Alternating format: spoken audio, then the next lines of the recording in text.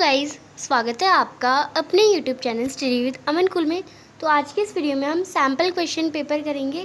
Class 10th का basic का आपका मैथ्स का पेपर सैम्पल पेपर करेंगे, जो कि 80 मार्क्स का पेपर है।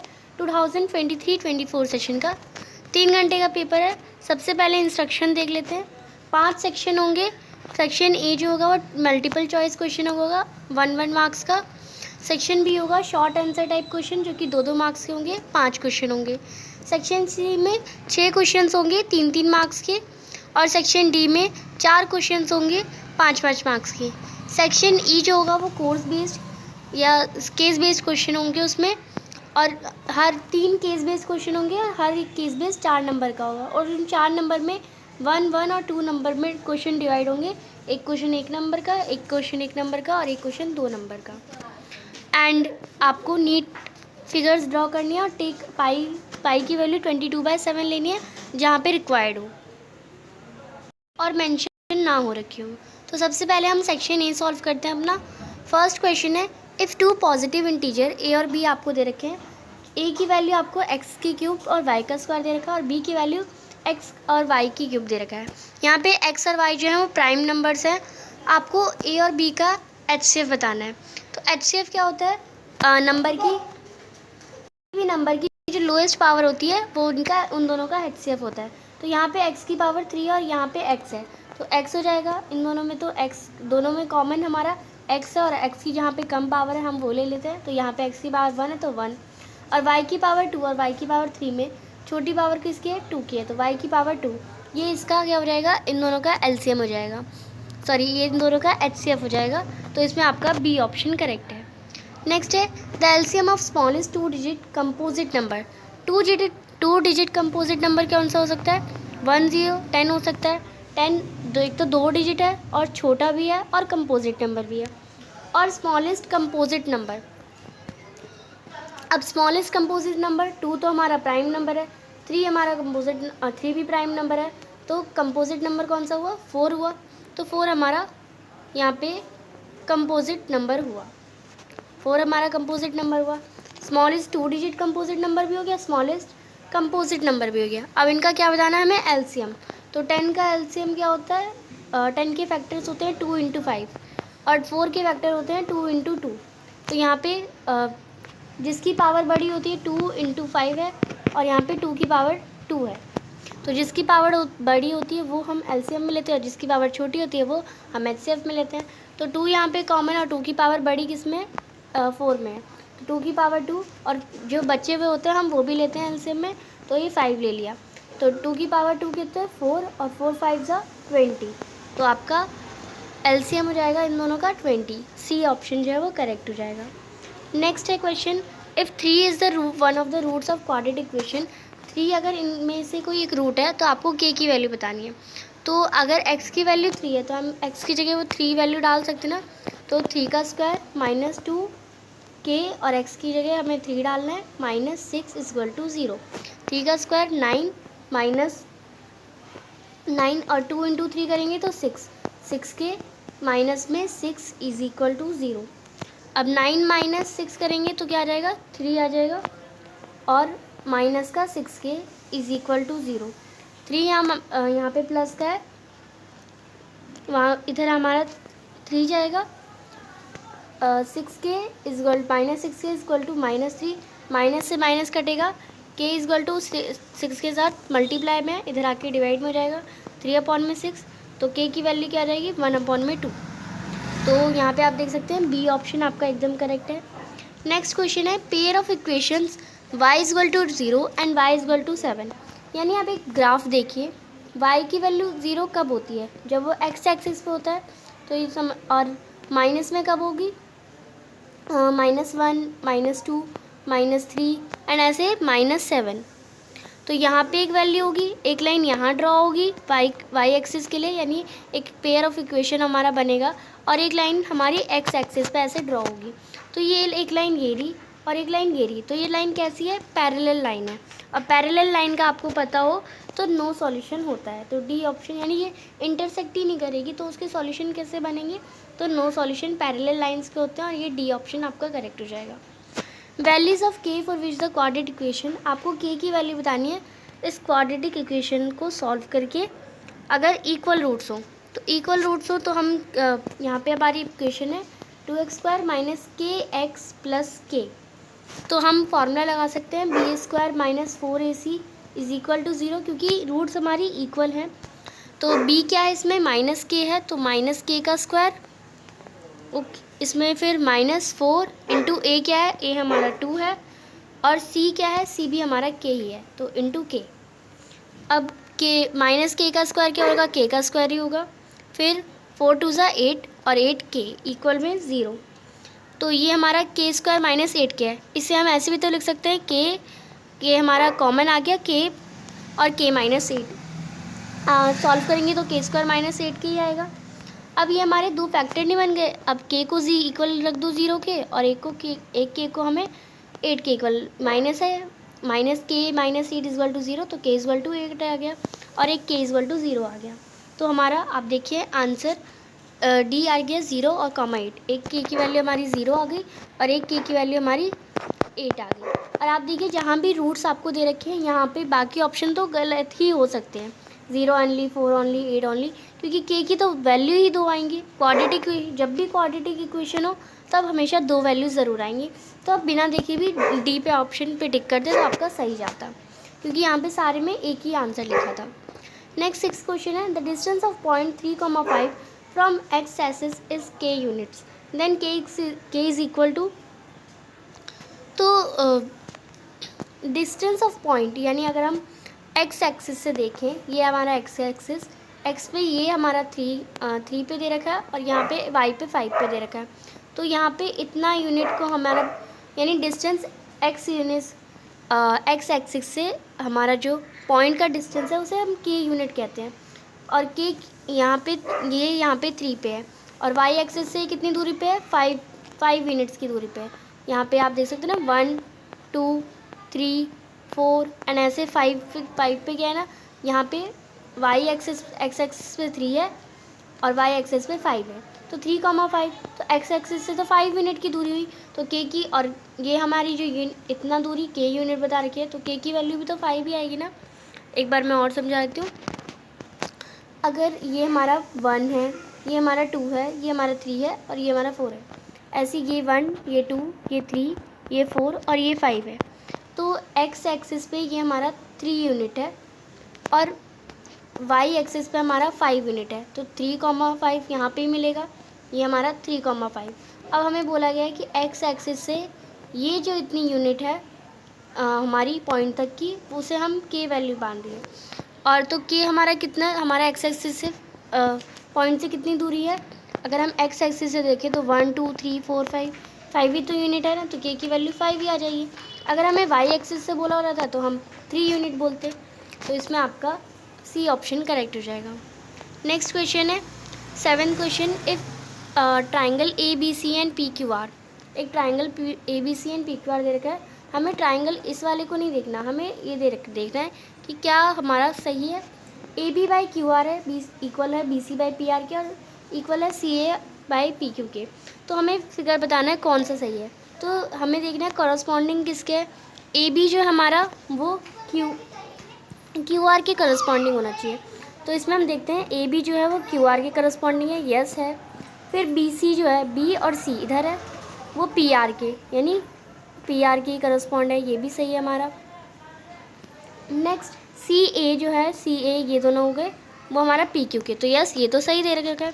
बाकी भी हम चेक कर लेते हैं। ए बी हमारा, ए बी ये ए बी है वो क्यू आर के, तो क्यू आर तो इधर आ गया, ए बी आ गया और क्यू आर पीछे, तो ये तो गलत ही हो गया। फिर ए बी ये हमारा है, देन ये क्यू आर ये तो सही है। फिर बी सी इधर है और पी आर हमारा उल्टा हो गया, तो ये भी गलत, और ऐसे ही ये भी गलत है। हमारा फर्स्ट ऑप्शन ही करेक्ट है, 7 का ए आपका आंसर करेक्ट हो जाएगा। नेक्स्ट है which of the following is not a similarity criteria of triangles, तो ट्राइंगल की सिमिलर प्रूफ करने के लिए हम एंगल साइड और एंगल प्रूफ करते हैं। RHS जो है वो क्राइटेरिया है, पर वो किसका है, वो हमारा कॉन्ग्रुएंसी का क्राइटेरिया है। जब हमें सिमिलर प्रूफ करना होता है तो हम यही 3 क्राइटेरिया यूज़ करते हैं और साइड यूज़ करते हैं। बट जब हमें सिमिलर प्रूफ करना हो तो हम RHS का यूज़ नहीं करते, ये कॉन्ग्रुएंसी के लिए है। नेक्स्ट क्वेश्चन है, ये फिगर जो आपको दे रखा है TP और TQ जो है वो टेंजेंट दे रखी हैं, एक पॉइंट T से वो निकली है जिसका सेंटर O है और एंगल हमारा 110 बन रहा है। PTQ हमें ये वाला एंगल बताना है जो इसके सामने बन रहा है। तो आप देख सकते हैं अगर ये टेंजेंट है तो ये सर्कल के सेंटर से अगर एंगल बना रही है तो ये 90 डिग्री हो जाएगा, और ये 90 है ये भी 90 हो जाएगा क्योंकि दोनों टेंजेंट ही है हमारी। 90 90 यानी 110 प्लस 90 90 कितना हो जाएगा 180, प्लस हमें ये वाला एंगल निकालना है तो इसे x मान लेते हैं।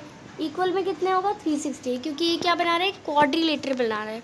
100 प्लस 360 करेंगे तो ये हमारा 290 हो जाएगा।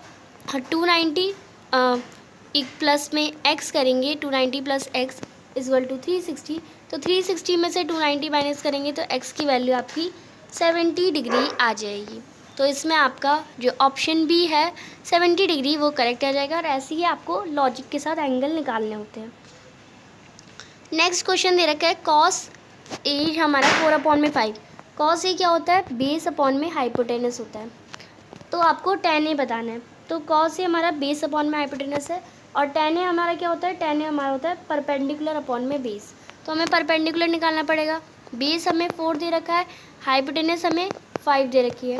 हम परपेंडिकुलर निकाल सकते हैं। वैसे तो आपको ट्रिपलेट पता होगा तो परपेंडिकुलर आपकी 3 निकल जाएगी, ये तो लॉजिक का क्वेश्चन है, बट हम फॉर्मूले से भी निकाल सकते हैं।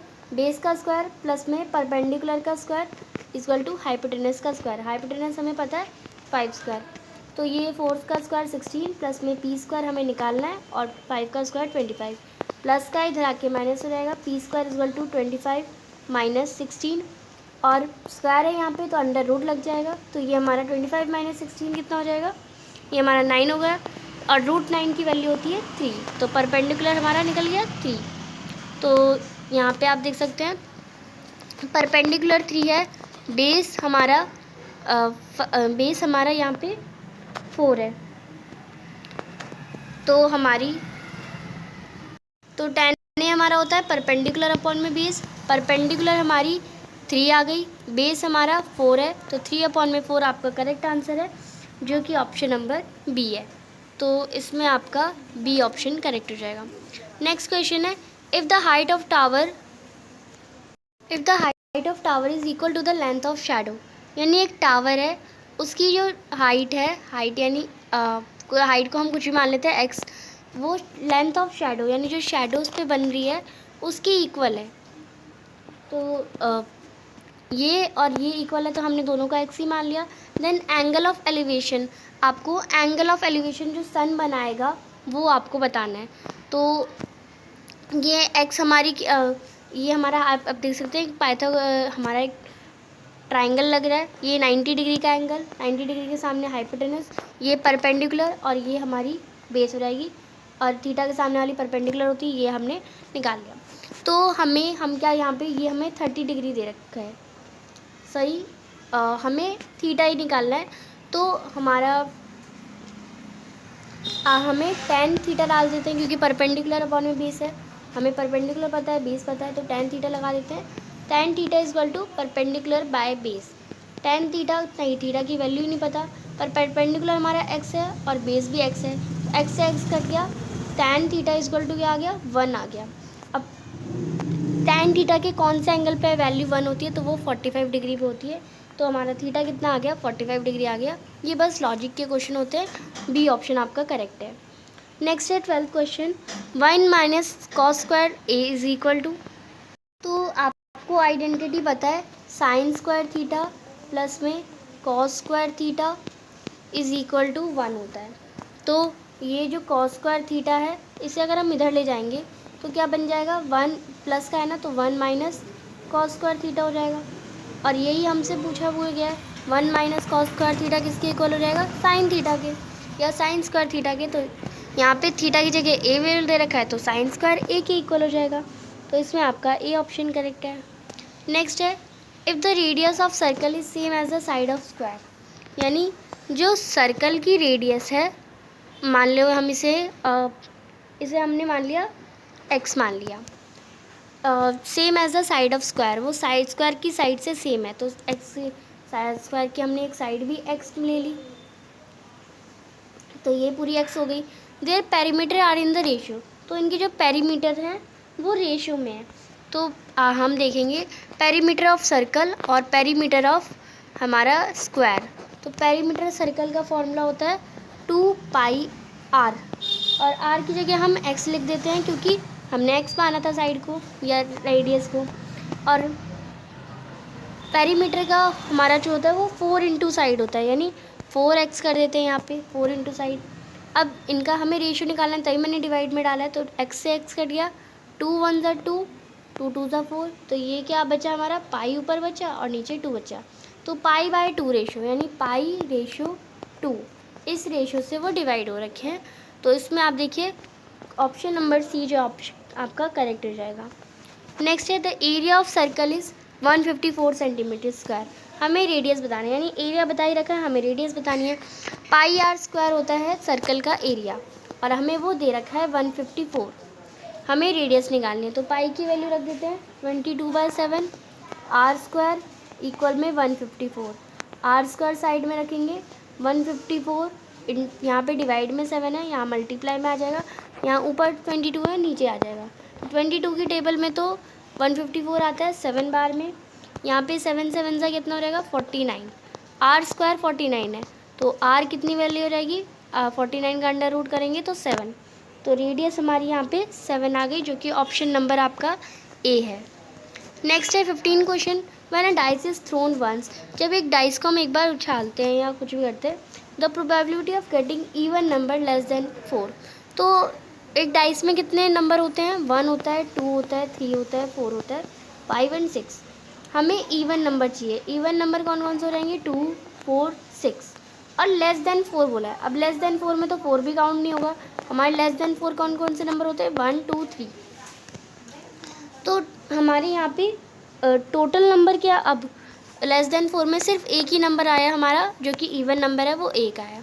अब टोटल, अब हमारी प्रोबेबिलिटी निकालने क्या होता है, फेवरेबल आउटकम अपॉन में टोटल आउटकम।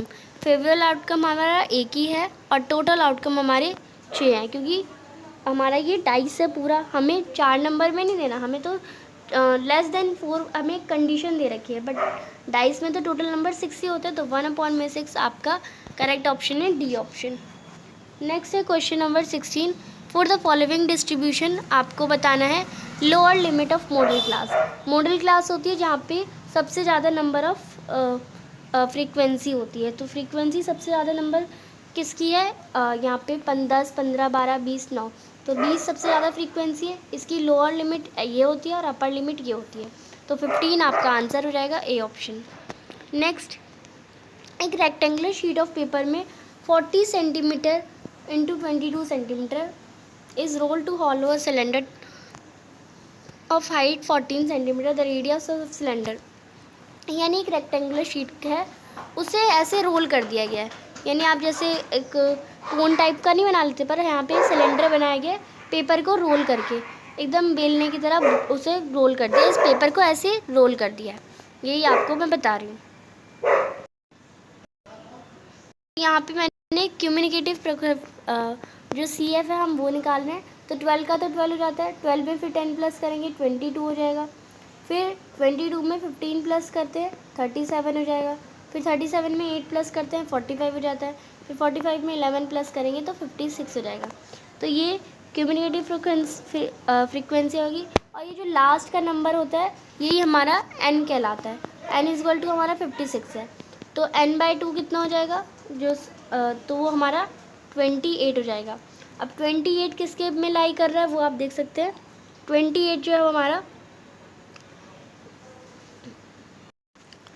जो 28 है वो सॉरी, ये मैं वापस वही डाटा लिख देती हूँ, 22 37 45 56। तो 28 हमारा n/2 क्या आया, n/2 हमारा 28 आया। अब 28 22 में तो आएगा नहीं, वो 37 तक में ही आएगा। तो हमारी जो मीडियन क्लास हो जाएगी वो 12 से लेके 18 तक की हो जाएगी। और इसमें आप आंसर भी आप देख सकते हैं, बी ऑप्शन जो है वो करेक्ट है। नेक्स्ट असर्शन रीज़न की क्वेश्चन है। पहला आपको असर्शन दे रखा है, जो पॉइंट 0,4 होता है वो y एक्सिस पे लाई करता है। तो x की अगर हमारा x की वैल्यू 0 है तो ये x तो यहीं पे आ जाएगा। देन 4 हमारा यहाँ पे y एक्सिस पे ही तो आएगा, तो यस जो पॉइंट है वो y एक्सिस पे लाई कर रहा है, yes. Next x coordinate of point on y axis is 0, यानी जो x कोऑर्डिनेट होता है वो y एक्सिस पे, अगर यहाँ पे y एक्सिस पे कोई नंबर है तो x कोऑर्डिनेट 0 होगा, तभी तो y एक्सिस पे है। तो यस ये हमारा पॉइंट भी सही है, असर्शन भी ठीक है और रीज़न भी उसे सही एक्सप्लेन कर रहा है। तो हम कह सकते हैं both assertion and reason are true and reason correct explanation है असर्शन की। तो ए ऑप्शन आपका करेक्ट है। नेक्स्ट 20 क्वेश्चन है HCF ऑफ 2 नंबर, 2 नंबर का HCF जो है वो 5 है, तो और उनका प्रोडक्ट 150 है, हमें एलसीएम निकालना है। तो फॉर्मूला आपको पता है HCF इंटू एलसीएम, तो क्या होता है वो प्रोडक्ट होता है 2 नंबर्स का, सिर्फ 1 नंबर का नहीं, प्रोडक्ट ऑफ 2 नंबर्स। तो HCF हमें दे रखा है 5, हमें निकालना है एलसीएम और प्रोडक्ट ऑफ 2 नंबर्स है 150। तो एलसीएम निकालने के लिए क्या करेंगे 150/5 करेंगे, तो एलसीएम आपका 30 आ जाएगा।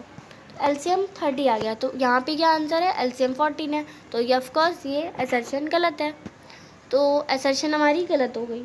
नेक्स्ट रीज़न क्या है, for any 2 positive integer a और बी HCF जो होगा और एलसीएम जो होगा वो उनके प्रोडक्ट ऑफ नंबर से होगा। तो यस एकदम रीज़न हमारा करेक्ट है, जो अभी हमने फॉर्मूला पुट करा उसी के अकॉर्डिंग है, बट जो हमारा असर्शन है वो गलत है, तो डी ऑप्शन करेक्ट हो जाएगा।